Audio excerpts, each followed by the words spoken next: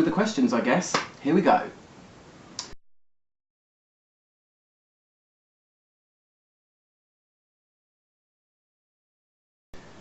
Okay, have you tried anything by Andy Tower? I've been loving his work thus far, and I'd love to hear your opinions on his fumes, especially PHI in Rose de Kandahar, although that one might be blah blah blah. No, I haven't tried anything by Andy Tower, but I'm desperate to try the one that everyone talks about so much and does such glittering reviews of. It's the Desert or Maracan, or, you know, the air over the Moroccan desert one. I'm making a trip to Les Centres in London just so I can buy a sample of that one, because it's the only place that I have seen that sells that one. So I haven't tried anything, unfortunately, but I definitely have a massive interest in smelling the line, because I know that there's going to be a few beauts in there. Another self-serving one. What is your favourite leather fragrance? What kind of birds do you have? They're very vocal. Well, it's one bird, and you just met him. He's called Bo, if you didn't know already. Favourite leather fragrance? I'm not hugely into leather in fragrances at all. It's cool, it's interesting and unusual, I think, but I don't own any apart from one, which is Midnight in Paris by Van Cleef and Arpels, and that's only a very soft leather. I have discovered, though, Étape Libre d'Orange, that brand, and a lot of their fragrances have leather in, and I tried Rien recently, which means nothing. I reviewed it also, and while it's not one that I would buy, it's definitely the best leather one I've smelled so far, kind of incensey leather and dark, which fits into the type of perfumes that I really go for. So I don't have a favourite, but that's the one I've smelled recently that I thought was really cool. I will try a few more by that brand, because they seem to favour leather a lot in their compositions. Next.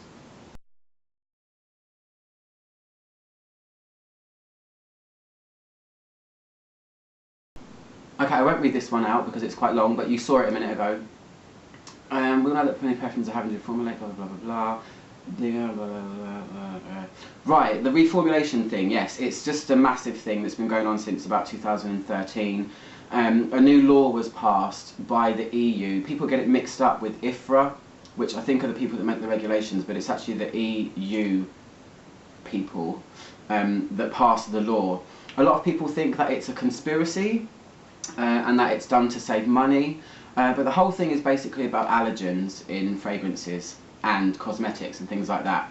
There are a certain amount of ingredients that are completely banned, and then there are some that have been restricted to, you can only use them in a certain amount. If it goes over the amount that's the legal amount, then your perfume won't be allowed to be made.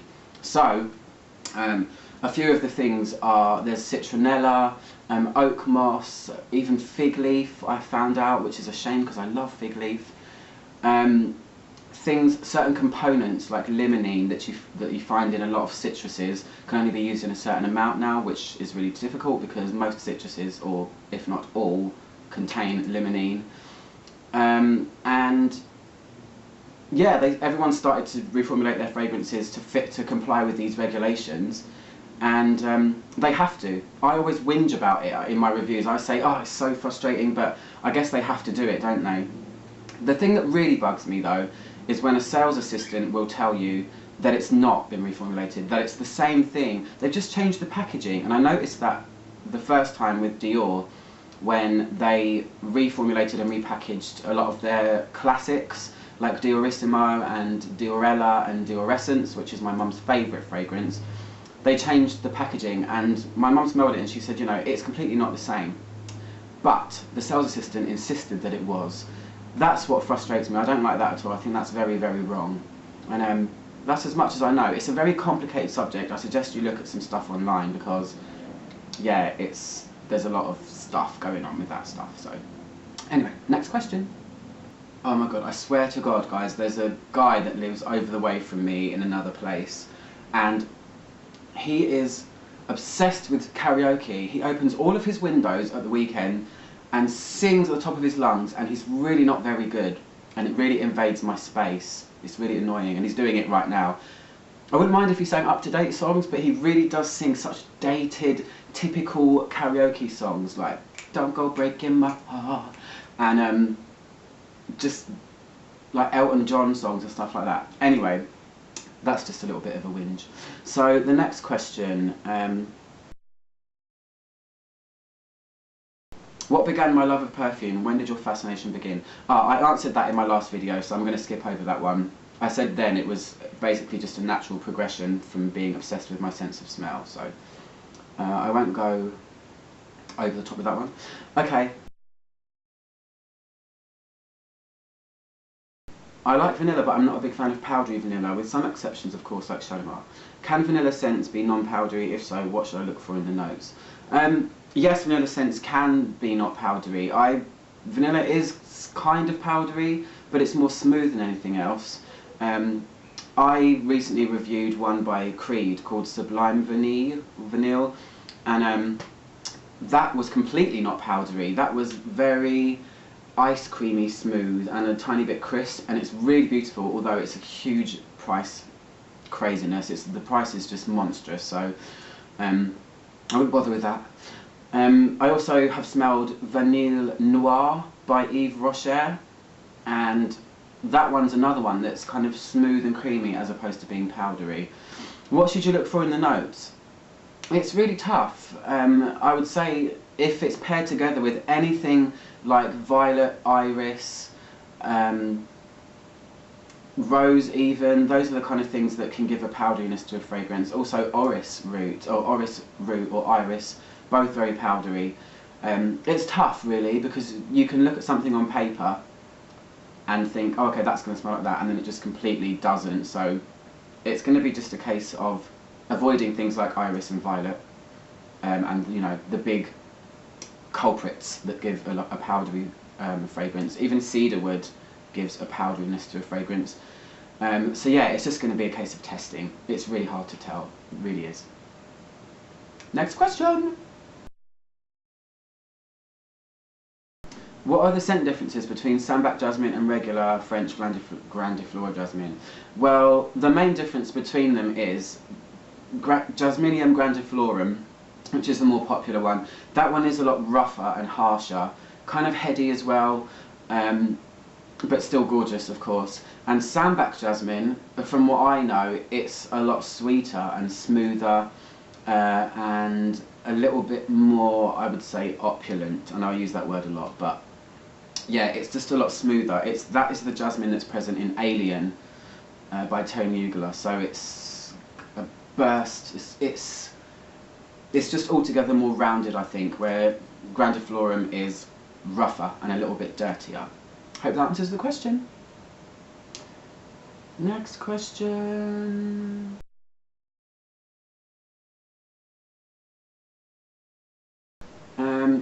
I know you experiment in creating fragrances. Do you think about another fragrance and try to reproduce? Or you create it based on your own intuition and desire? No, I wouldn't try and recreate something. It would be so difficult anyway, but I wouldn't try and recreate something that's already made.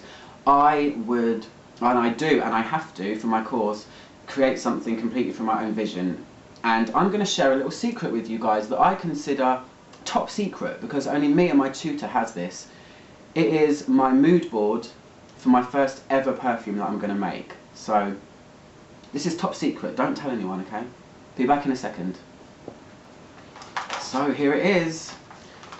I had to do this for my course, and I had to, you know, I was taught you can create a perfume on whim, but it is better to have a vision behind it and a thought process, just like an artist would, I guess. And this is my mood board for my first ever perfume. It's like a craft project. I'm not going to show you it too close because it might blur, but I'm basing, this is top secret, don't tell anyone, I know I keep saying that, but I'm basing my first perfume on southern India as it's a favourite place of mine. It's got a lot of aromaticness about it. I had to do branches out. The main things that I think about southern India. So I've got wildlife festivals, history, religion, spice markets, tropical beaches, and then from there I had to give 3 words for each. So wildlife, I put diverse, colourful, majestic. festival, family, food, lights, history, heritage, tradition, pride, tropical beaches, relaxing, heat, sandy, and spice markets, aromatic, vibrant, loads of stuff, religion, temples, ritual, passion. And then from there, I had to branch out again to put what notes I think would be represented by each of those things. So, food, say for instance festivals, food, lights, family, I put aromatic, bright, warmth, so then I put cardamom, ginger, vanilla. So from there you branch outwards into notes that can go into your fragrance. And that's how you start, that's how I'm going to do it. The name will probably change, but I'm calling it a ride on a tuk-tuk. But I'll probably change that name. I wanted to put their national flower in it, which is lotus. I wanted to put the national fruit in it, which is mango. So I wanted to basically make it into a gorgeous exotic oriental with a tropical twist, and I will be starting to do that eventually. That is the plan. I've got a description down here as well. When you take a ride on a tuk-tuk through the streets and pathways of southern India, your senses are overloaded with sights, sounds, feelings, and most importantly, smells. A lady lights incense on her doorstep for that evening's prayer. A street vendor throws spices into a hot pan. A lady wearing a sparkling sari carries a basket of flowers on her head to market. The sea wind blows across your skin, bringing the salty air and heat to your nose. A vibrant spice market fills the air with smells of 100 powders, woods, leaves, and more incense. Cows roam the streets freely, as well as the occasional elephant. Palm trees all around. The entire atmosphere is a feast for the senses. So this is the basis of everything that I want to start making my perfume on. So I hope once I qualify on my course, I will be able to manufacture it, make it, and sell it, and I hope it's a success. Next! That last question actually came from Priscilla. By the way, Priscilla, I just need to say a massive hello to you, because you are one of the sweetest people I've ever spoken to online. I've never even seen a picture of you, but I can imagine you're just this fiery little lady that's just super fit, and you know, you tell me about your gym and stuff. You're just very sweet, and I just really enjoy talking to you, so this is a personal hello. Okay, next question is from Miss Cabs fan. I've spoken to you before as well. Your question's a little bit like the other one, so I think I might skip over your one, because my first fragrance is literally what I just showed you. The one that, yeah, the sample that I gave to my friend, yeah. I put some of that on me today, actually. It's kind of foresty, kind of interesting. Okay, from C. Miller.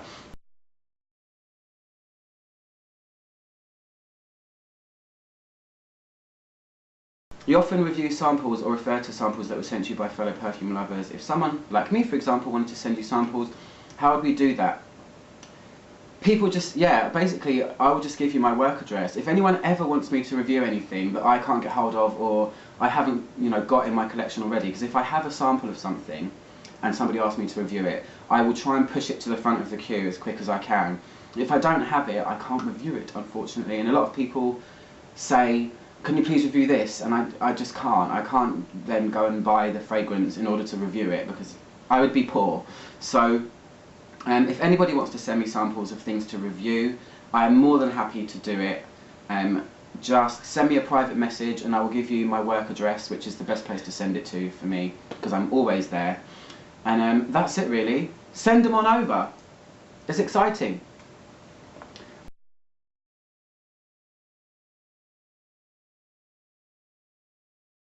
Okay, next one.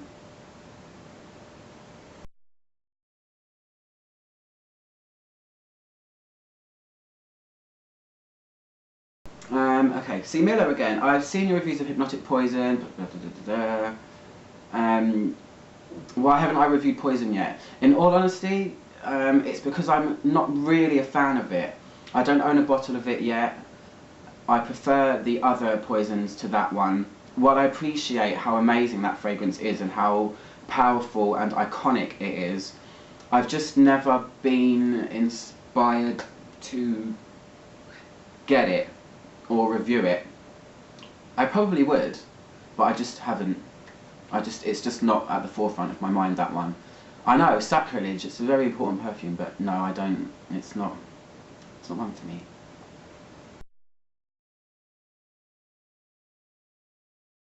Beauty on sale. Hi! What prompted you to become a perfumery student, and what tips would you give someone who is thinking of becoming a perfumer? Again, this is a natural progression thing. My obsession and passion for perfume just led me to just be really intrigued and think, you know, what, I could make something too. I want to learn the intricacies of the entire thing. It's just interesting to me, the whole thing. So I was really lucky. I was thinking about doing it for a while, but all of the courses that I saw in France and delivered by amazing perfumers just were totally out of my price range. They were like £6,000 upwards. And then I came across on Twitter someone, you know, you get suggestions who to follow. I saw Perfumery Art School UK. So instantly I had a look at them. They were a brand new place and their prices were okay. They were not interesting enough, they were more affordable to me. So I contacted the lady that runs it, Isabelle Gelle, her name is. She's my tutor. And you can do this course that I do from anywhere in the world. So if you want to do it, I urge you to do it. You can do, there's 5 modules. You can choose to do the shorter course, which is just modules 1 and 2. By the end of that, you'll be qualified to create fragrance. If you want to go a bit further into it, which I have, you go on to the cosmetic legislation part of it and how to manufacture and market your fragrances, and that's the bit that I'm on now. So, the tips, there is only one tip. If you want to do it, because what an amazing industry to be in. Just a way to express yourself, endless creativity, crazy fun experiments, and just really learning about raw ingredients to me is, I think it's one of the greatest things ever. So it's a really good question, Beauty on Sale, and good luck with your channel and carry on, and I will link your channel underneath here like I have for everyone else. Next question.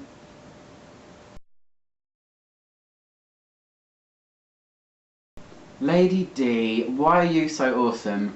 The question is, why are you so frigging awesome? Let me tell you a really quick story. You, Lady D, I'm talking to you. The day that I woke up and had the email, the morning, whenever I wake up in the morning, I check my emails, and that night, the night before I got your message when I woke up, you were in my dream, and this is no word of a lie, it freaked me out completely when I saw your message, because I haven't spoken to you for a while. In my dream, you were famous.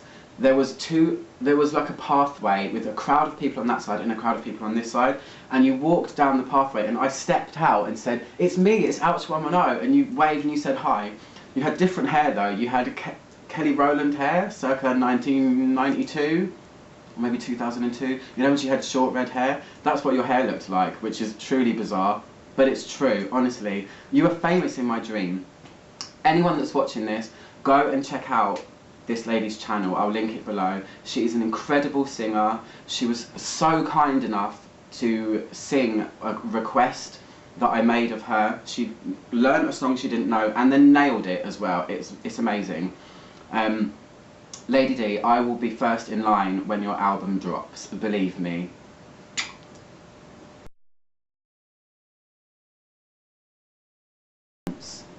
How are you doing, dude? On the proverbial desert island, you can have 1 CD, 2 perfumes, and 3 wishes. The wishes can't involve music or perfume. What will they be? Can I not just take a USB stick with my entire music collection on it? It's not the point of the game though, is it really? If I had to take 1 CD, it would be this. It is by my favourite singer, India Ari, and the album is called Voyage to India. No relation to the fact that I love India as a place. I discovered this lady way before I went to India. I discovered her in Thailand, which is what makes her a bit special. She's got tons of albums, well 5 actually, which isn't tons, but this is the album that I've never grown bored of. She is an acoustic soul singer, she's very spiritual, it's a little bit flouncy-pouncy really, but it just soothes me, so this is the album that I would take. India, she's my favourite singer ever, I just absolutely adore her. She's very special to me. 2 perfumes, I'd have to take Samsara. I know I've got 2 kind of signatures, but Samsara would be one, and then Stella by Stella McCartney. I talk about them all the time. 3 wishes. 1, that I had an endless supply of sunblock, because I burn really easily, down my Irish skin. 2, that my friends and family were all there with me, so I didn't have to stay on my own.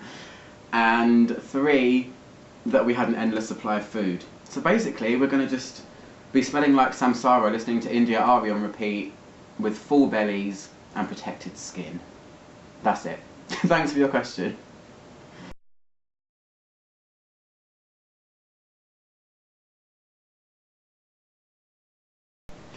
This one's a bit of a tough one. Margarita Val, you asked me about fragrances that don't have a pyramidal, or pyramidical was it? I don't know, structure. Some fragrances don't have that, particularly ones that are called soliflors. They are just literally based on one flower that stays throughout. I asked my tutor about this because I got a bit confused about it. Yeah,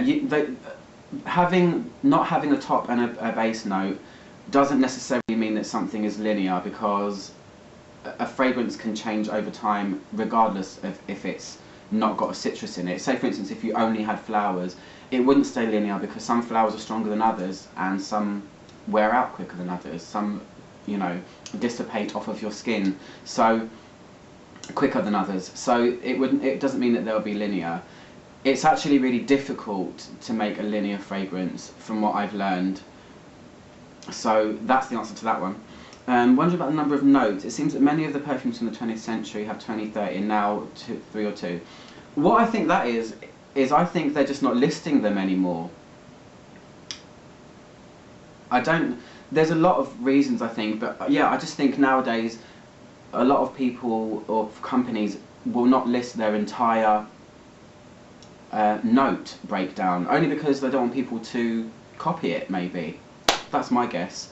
But yeah, 20th century, it was a time when you would look at a fragrance and see 30 notes, and I think that is a sign of the times, because perfumery back then was more of an art, and it was amazing, and they did really use everything they had to hand.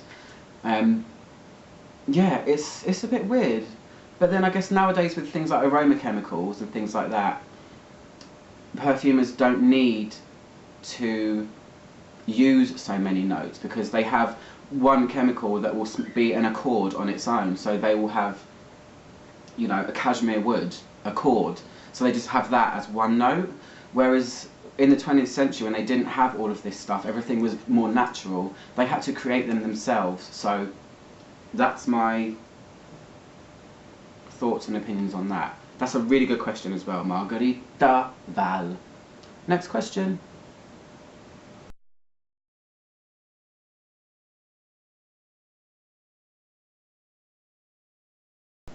Okay, I know there are perfume types and notes like oak moss that you're not very fond of. Are there any perfumes that I truly hate? Yes, there are. There's only a few. The one that sticks out to me the most that I don't like, oh sorry, the wind is blowing and the wind chime is chiming. The one that I really don't like is Burberry for women. It's in the kind of that shaped bottle. There's something about that just turns my stomach, and I have a very wide taste in fragrances. It's not that I ever get really put off of things, but somebody that I used to work with, who was really nice as well, used to wear it, and whenever she walked in front of me, I just didn't like it. It kind of smells like dirty, unwashed hair to me. I don't know. I'm not really a fan of the really classic Chypre fragrances, things like Mitsuko and Chanel 19, those kind of ones, because I don't like oak moss and they contain a lot of oak moss.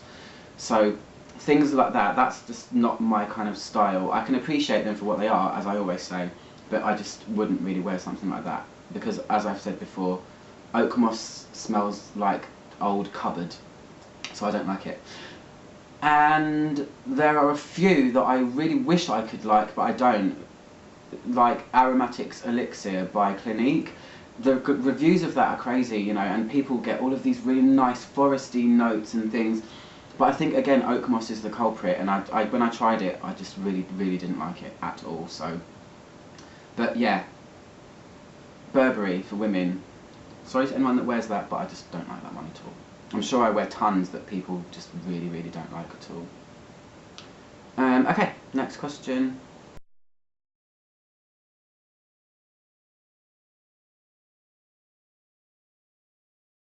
Natalie, how are you? Down there, down under. Okay. Natalie, you wrote me a nice long thing, but you did ask me to explain my tattoos. There isn't a huge story behind my tattoos. You know, a lot of people feel the need to have a meaning. So if you're putting it on your body, then you're gonna have to. It's gonna be there forever. I'm a bit more free-spirited and things like that. But this one here is basically a treble clef and a semi-quaver and a quaver. I think that's what those two are. I wanted just to get something that represented music, because I know that I'm never going to get bored of it. The symbol's never going to change, so it's not going to be outdated. But it really just represents that. It's not too overcomplicated. I love to sing as well. I was in an opera when I was younger. I was always in the choir. And I got headhunted to be in another one after that, but unfortunately I couldn't do it because of logistics. But yeah, I love everything about music, like a lot of people in this world do. I like getting the tingles on your arms when you hear a beautiful harmony. Certain instruments give me shivers, and just that's that really. This one here I got in Thailand. They do it with bamboo by hand. It took 4.5 hours, and really, in all honesty, it's covering over something that I got done when I was 16, and they should never allowed me to get it, but I did because I wanted to be a bit of a rebel. It was an awful devil face, like a cheeky cartoon going ridiculous, so I just found something that I thought was quite nice-ish, and it's got an anchor in it. It's just kind of swirly. It doesn't really mean anything to me. I'm just thankful that I've got it because it covers over the hideousness that was there before. Yeah, it's not, you know, got someone's initial or past dead relative or something. That's just that. I've got another one on my foot which I'm not going to show you guys, but it's just a little Japanese symbol, kanji symbol for the word dance. Also got that in Thailand. I wanted to get love, live and dance together, because that's what Thailand makes me feel like. I was going to get sunset and sunrise, but the symbols were just 2 squares with a little hook, so I thought, I don't want 2 squares on my feet. So that's that really. Next question.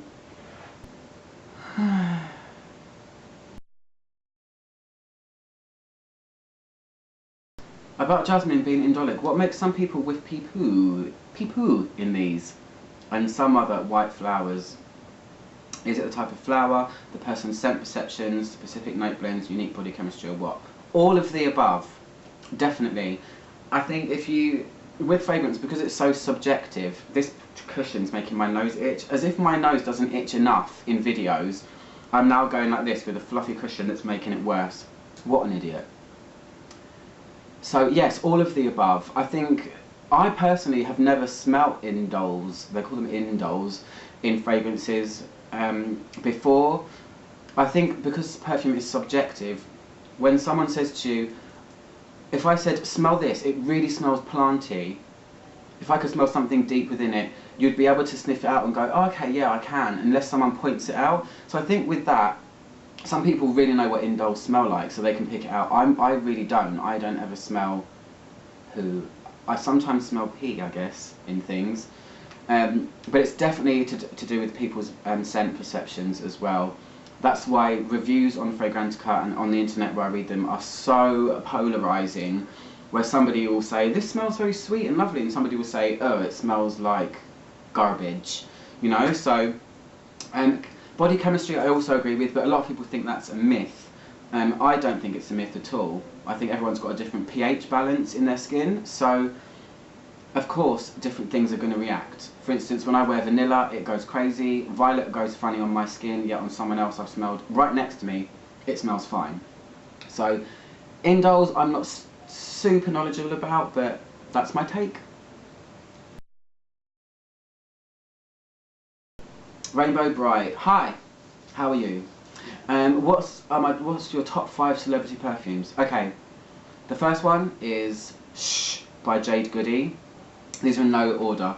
It's really good. It's I don't want to be associated with celebrity because she was quite controversial in her time, but she's a UK celebrity.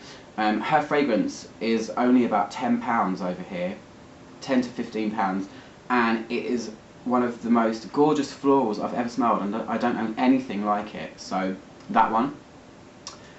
I really like Britney Spears Fantasy, I'm not going to lie. It's stood the test of time, hasn't it? It's still really popular. The price doesn't seem to go down that much, so it obviously sells really well. I just like it. It's a fun, flirty, sweet one. I don't really wear it outside though. I said that in my last video. Who else? Sarah Jessica Parker. Her fragrance is called Lovely. It's kind of very similar to Narciso Rodriguez for her. That one I think is really gorgeous and not like any other celebrity fragrance as well. That's a cool kind of lavendery, kind of rough but elegant floral. That's a great one, and it's quite cheap as well, and the bottle's lovely too. Oh, I didn't just say lovely on purpose, I swear. Okay, next one. Queen by Queen Latifah. That one is really gorgeous. It's a really cozy, rum, musky kind of smell. Wintry, and just fuzzy and warm and very sweet. I like that one too. That's really cheap too, but that one I don't see so often anymore. And then the last one is going to be Glow by Jennifer Lopez. In fact, most of the Glow range, I like loads of them. She was not too scared to make a really harsh floral when she released Glow, and I've still got 2 bottles of it and I still really like it. But that entire range, can I put that in one? Is that allowed? The Glow After Dark one's really cool. It's like fruity powder. The Miami one is kind of like a laundry, a nice clean laundry coconut smell. Yeah, I like all of them. So, hope you can forgive me, but I just cheated on your question. And that's the end. I hope you guys enjoyed it. I will do another questions and answers video, but just not too soon because I get bored of the sound of my own voice, and I'm probably sure you do too. So for now, I hope you've enjoyed your weekend, and I'll see you soon for more reviews. Click my logo to subscribe, like this video, and all of that stuff that everyone asks you to do all the time in YouTube videos. And yeah, I'll speak to you soon. Goodbye!